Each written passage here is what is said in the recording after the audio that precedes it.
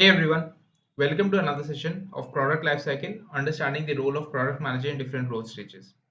In this session, we'll try and understand what is the product lifecycle, what are the different stages of a product lifecycle, and how a product manager is responsible for the growth of the product in each of these stages.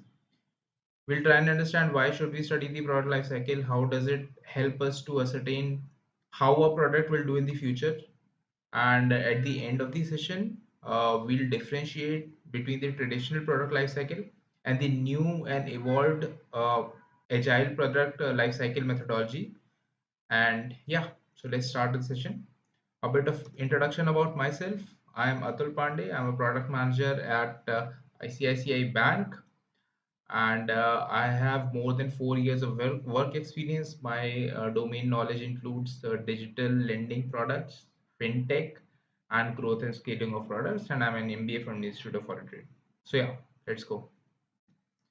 So what is a product lifecycle? A product lifecycle is the entire journey of the product since its inception to the time the product is brought off the shelves. Now, a typical product undergoes four stages of introduction, the growth of the product, the maturity, and the decline of the product in its complete journey. So this is essentially the what is called the product life cycle.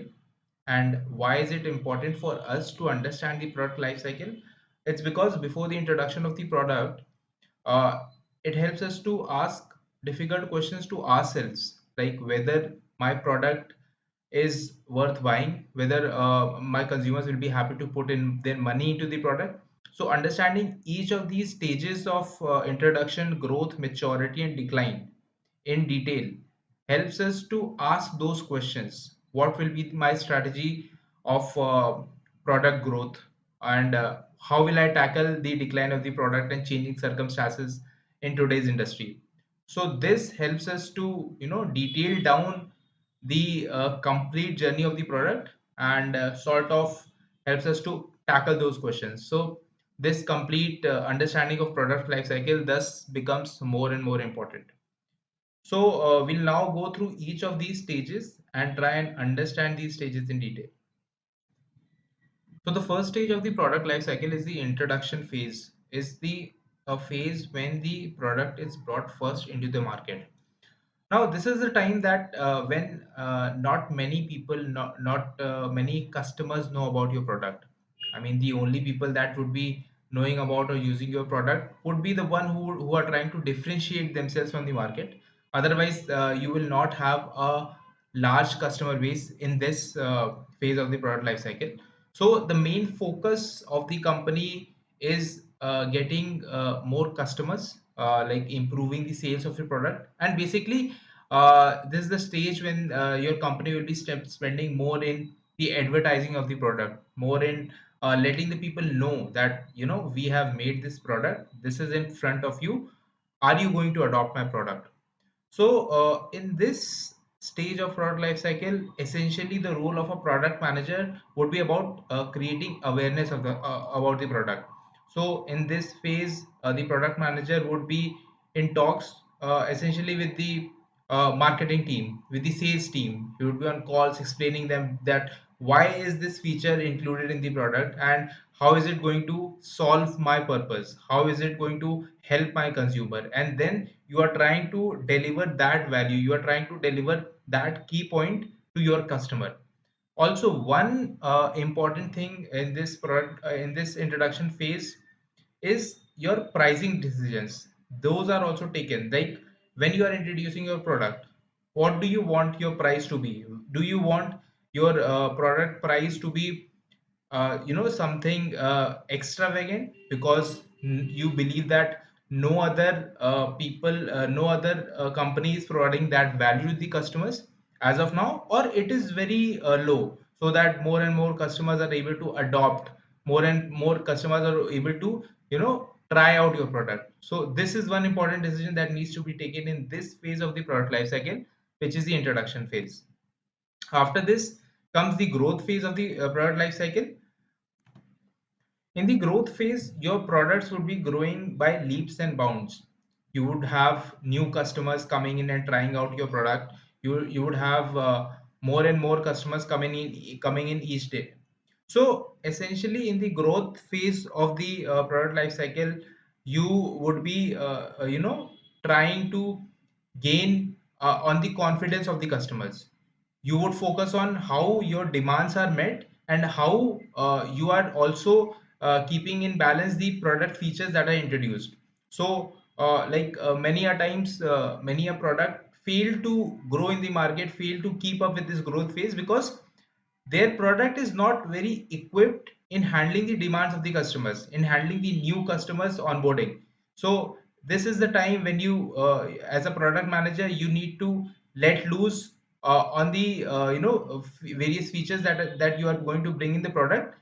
And at the same time, you need to, in the growth phase of the product life cycle, more and more customers start using your product. So uh, one of the important roles of the product managers in this phase is to focus on increasing demands of the consumers, increasing demands of the customers that are coming in. It has been observed that a lot of promising products fall flat on their faces because they are not able to cope up with the increasing demands that are coming in with the new customers. So, as of one side, the product manager needs to look at the improving the features of the product, but most importantly, in this phase of product life cycle, you need to focus on the demand that is being created by the growth of the product, the customers that are coming in, and make sure that they have a good onboarding experience on the product, so that and like new features are also introduced in this phase of the product life cycle. So essentially, there are three main areas of focus. One would be the marketing strategy of your product. The second would be how you are introducing new features which are able to cope up with the growth of the product in this phase. And as I said, the last one would be focus on demand, uh, onboarding the new customers and increasing the base of the customers that use your product. Moving in to the maturity phase of the product life cycle. This is the phase of product life cycle, the maturity phase, which is marked more often than not by a decrease in sales of the product. So essentially, you will see the market share that you have grabbed in the growth phase of the product life cycle sort of diminishing in this phase. So the most important challenge in this phase of the product is to keep on to hold on that market share. Your product is mature, but you have competitors coming in from all sides with all kinds of features, which sort of leads to the decrease in market share and the diverging loyalty of your customers. So in this phase of product life cycle, as a product manager, your most important role would be differentiating your product. You will sort of try and bring something new which defines your product. Probably say something which makes something like which makes Spotify stand out in league with Geo7 or YouTube music. So some kind of personalization would be there, some kind of use of artificial intelligence would be there. So these sort of features need to be brought on, which builds on what is called the USP of your product, so that you are able to differentiate the product in the market as compared to others, and the customers thus remain loyal to your product. So this will increase the span of the product maturity phase of the product life cycle, and will increase the will help you to grab on and hold on that market share in this phase of the life cycle as well. Also, the other focus of as a PM in this phase would be the maximizing the profit by reducing all kinds of loopholes, because your product now is a mature product. You understand the end-to-end life cycle in a much better manner. You understand the needs of your customers. So this is the phase wherein you reiterate working on the problems and sort of reducing those loopholes in the products, which lead to increase in efficiency, and this which help you to maximize the profit. So these are the important areas in focus in the maturity phase of the product life cycle. Moving on to the next phase now. The decline phase in the product life cycle comes with the shelving of the product. Now, more or less, every product eventually moves into the decline phase. There might be a lot of reasons behind it.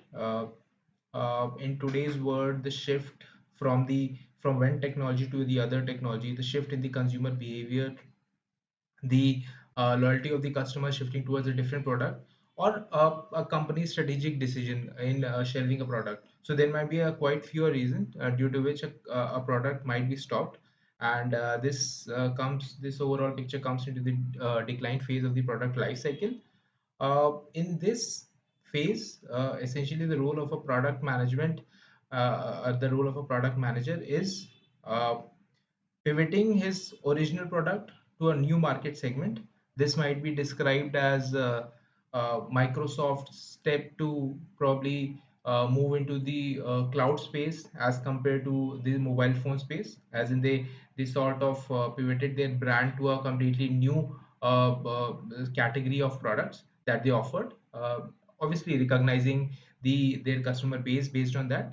So this change in the strategy helps the company to move from this phase to the next phase of product growth for a different product.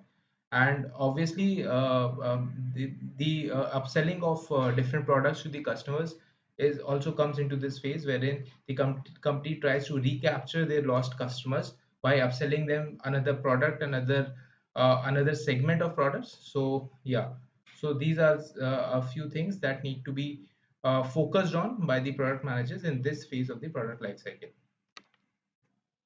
So that completes our understanding of the product life cycle. Now moving on, we approach a more evolved method of product management in terms of the life cycle of a product.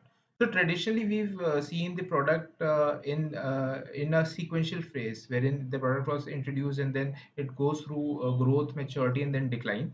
But what it has been observed for in more modern day products is that products require more of customer feedback, wherein initially a product was introduced after doing research and then introducing the product.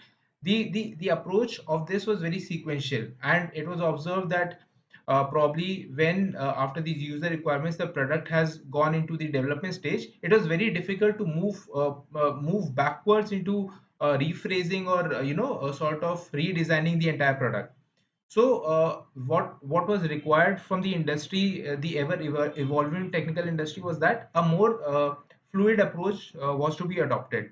So, there comes the use of agile product management. Agile product lifecycle is essentially about user centricity, about the user feedbacks.